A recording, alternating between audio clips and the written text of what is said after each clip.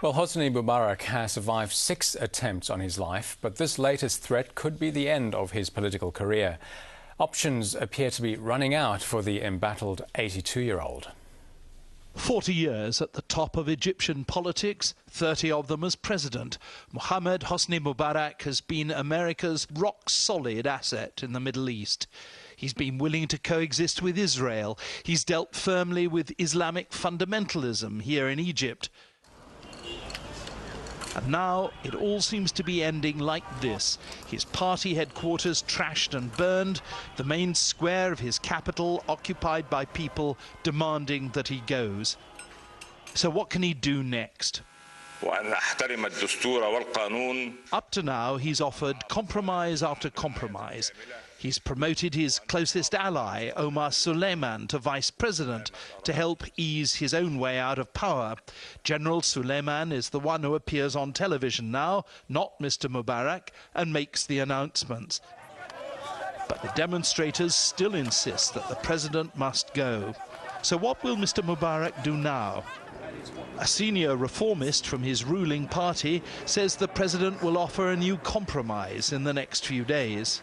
I think people will understand that it is not a tactics to just let them go home, but it is a mindset change to achieve the results of their protest.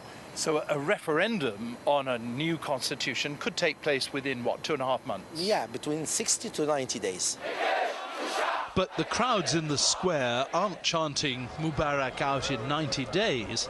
They want him out right now.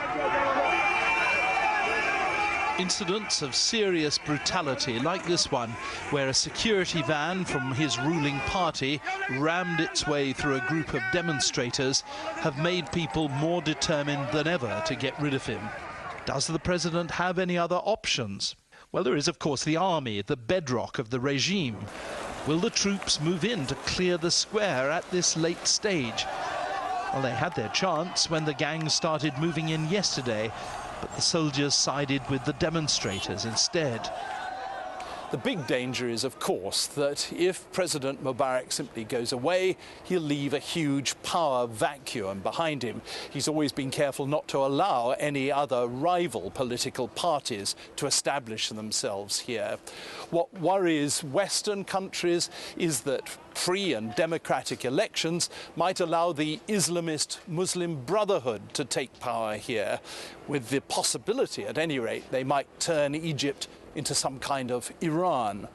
The Muslim Brotherhood are not thinking of establishing an Islamic state unless the majority, crushing majority of the people are behind it. Otherwise, it will be another source of Islamism dictatorship. But those are questions for the future. For now, the troubles in the streets have turned this city into an angry, frightened, violent place with no real law and order. And it's hard to think that things will be better tomorrow. Well, I spoke to Professor Amin Saikal, Director of the ANU's Centre for Arab and Islamic Studies, a little earlier. He says President Mubarak's refusal to stand down has more to do with him wanting a dignified exit rather than concerns about Egypt's descent into further chaos. I mean, even if he stays in power, still Egypt is going to be in chaos because his opponents are not necessarily going to give up. I think they've reached a point that they would like to see Mubarak stepping down and a transition phase beginning in Egyptian politics.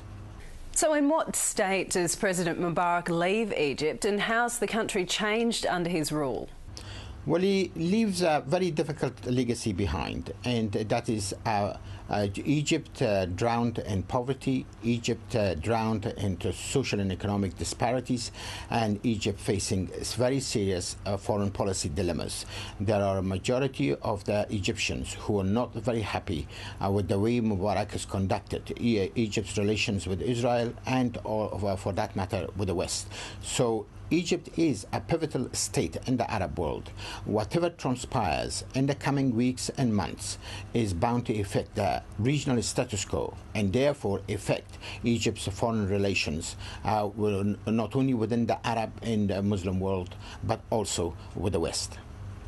President Mubarak seems to be manufacturing his own legacy, saying, "I love this country, I fought for it, defended it, and I will die on its soil." But how do you think history will remember him?